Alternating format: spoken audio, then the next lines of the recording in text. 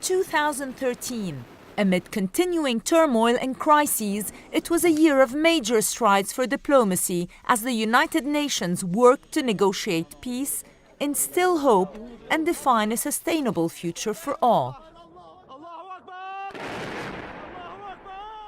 Civil war in Syria. After 2 years, more than 120,000 people have been killed. 2 million people left the country and millions more are running out of food and water inside.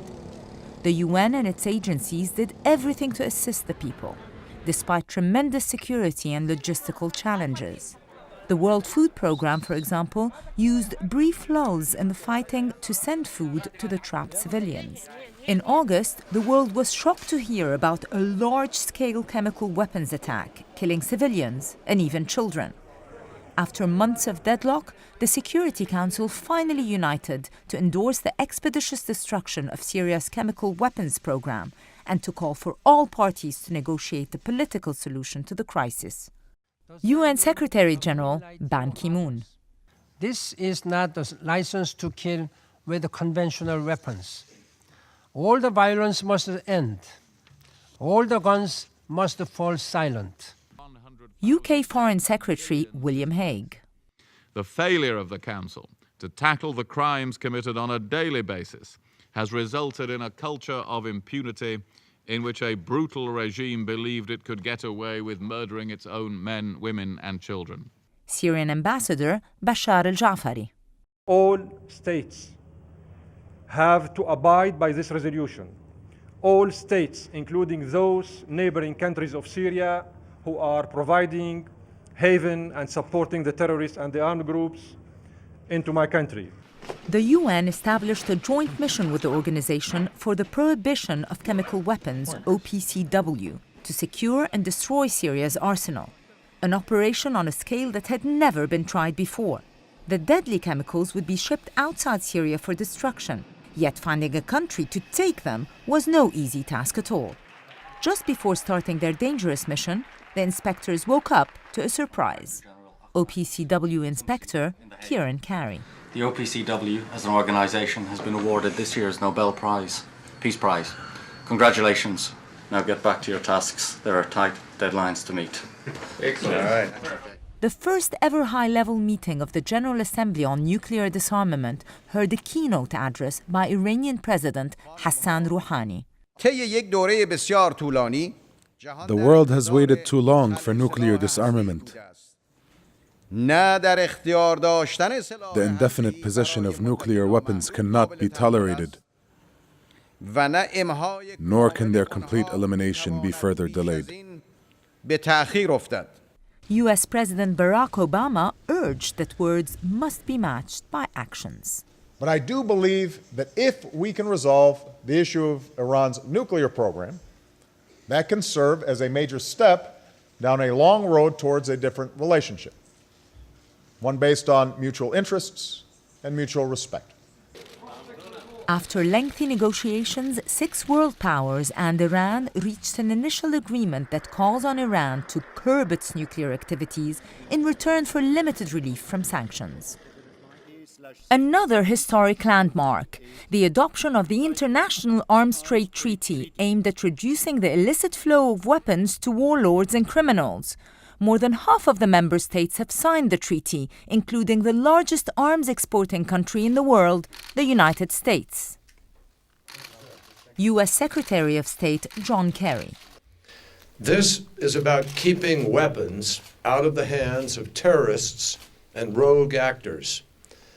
This is about reducing the risk of international transfers of conventional arms that will be used to carry out the world's worst crimes.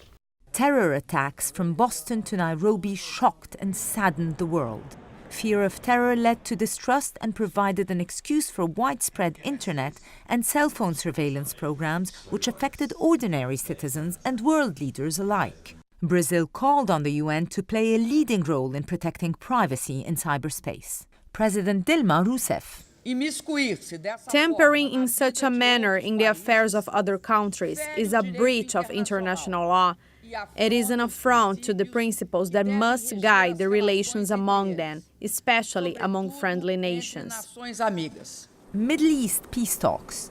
Secretary General Ban Ki-moon returned from the region, encouraged by the seriousness of Israelis and Palestinians to resume direct negotiations. Palestinian President Mahmoud Abbas called on the UN to stop Israeli settlement building on Palestinian soil. Time is running out. The window of peace is narrowing. Opportunities are diminishing. The current round of negotiations is to be a last chance to realize a just peace. Progress in the Democratic Republic of the Congo. New fighting displaced 100,000 people in the Kivu province. The ongoing crisis left 6 million people in need of food and assistance. The Security Council approved the creation of the first ever robust intervention brigade to neutralize the notorious M23 movement and allow UN peacekeepers to concentrate on protecting civilians. After the defeat of the M23 rebels, the Congolese army regained control over the area. Council members traveled to Goma to show their support for a UN-brokered peace accord for the region. Political progress in Somalia after 20 years of anarchy. 2 years after the Islamic militants of Al-Shabaab were forced out of Mogadishu, increased security and a democratically elected president have brought more stability to a formerly failed state.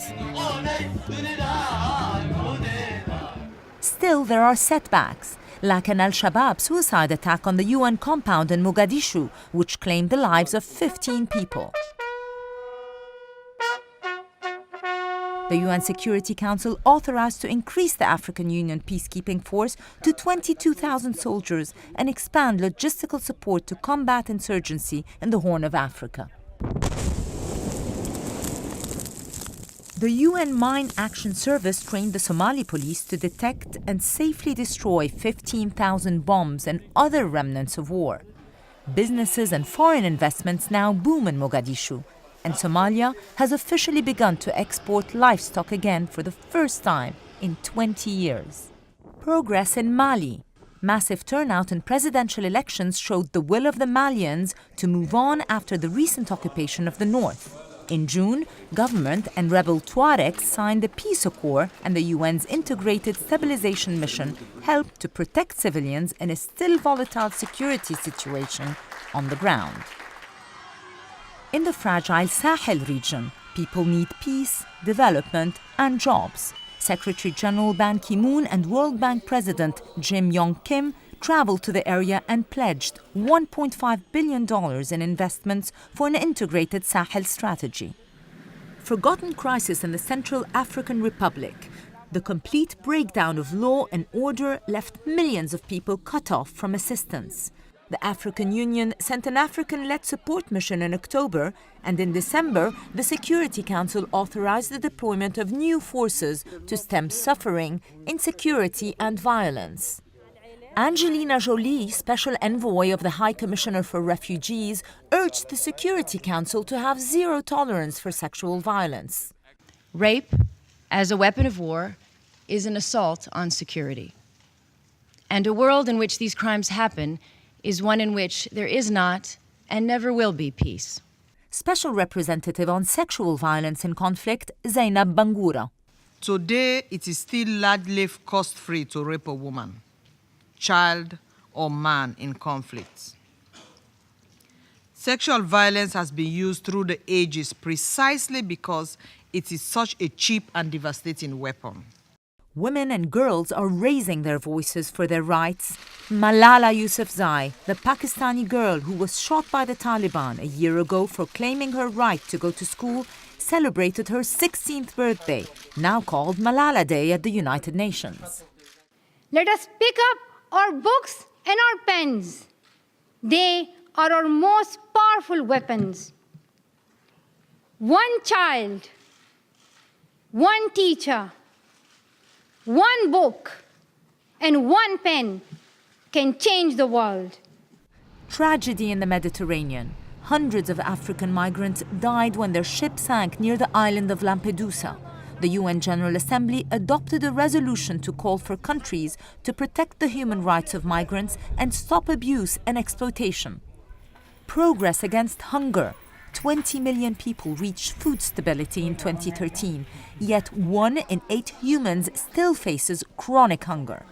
And yet each year, according to a UN report, more than 1 billion tons of food goes to waste, worth $750 billion, the equivalent of the GDP of a developed country. Happy World Toilet Day! The first World Toilet Day was celebrated in November to remind that 2.6 billion people live without proper sanitation. More people have access to cell phones than to a toilet. India's Total Sanitation campaign uses the winning slogan, "No toilet, no bride." When my mother and my father decided about the marriage, they checked first whether there was a toilet at the groom's house. Roughly a third of the world's countries have reached the Millennium Development Goals to reduce poverty and hunger. A new development agenda is emerging to set sustainable goals with respect to the environment and social justice. The biggest typhoon ever recorded in history hit the Philippines and left a trail of death and destruction. Whole cities were wiped away. Thousands of people lost everything they had. 3 million people need shelter. The World Food Programme set up a logistics base to airlift food and supplies. UNICEF and other UN agencies created relief hubs to reach as many people as fast as possible. With so many underfunded emergencies in the world, the relief agencies are stretched to the max to deliver. A small breakthrough at the UN Climate Change Conference in Warsaw. We can fix this. We can stop this madness. Right now, right here. Rich and poor countries fought hard for a consensus on how to finance recovery from climate disasters. Much more needs to be done to achieve the goal to keep global temperature rise below 2 degrees Celsius. Sad news from South Africa. Former president and anti-apartheid hero Nelson Mandela passed away in December. His legacy inspires the whole world. We feel especially honored and privileged to have the possibility today to stand at this particular place, to speak to all of you who represent the peoples of the world. Then and now, only united, nations can find solutions to the problems that affect them all. We speak often of hope. Our duty is to turn hope into action through hard work, commitment, skill, and integrity. With passion, but most of all, with compassion, we can build the future your people want and that our world needs.